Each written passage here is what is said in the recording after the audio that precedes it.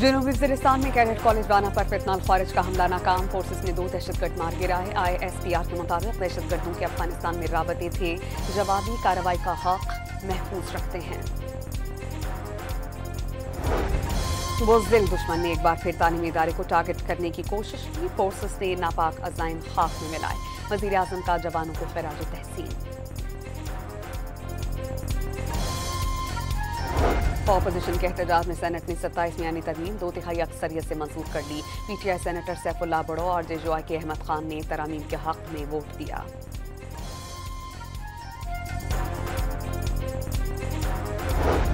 सत्ताईसवीं यानी तरमीम के हक में वोट देने वाले सेनेटर अहमद खान खिलजी के खिलाफ कार्रवाई। इस्तीफा ना दिया तो नाअहली के लिए इलेक्शन कमीशन से रुजू किया जाएगा। JUI फी का इंतबाह।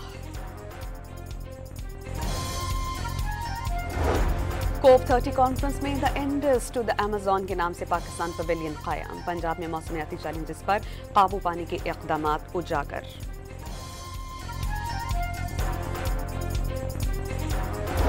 और हरिपुर यूनिवर्सिटी हॉस्टल के बाहर तलबा के 2 गिरोहों का तसादुम।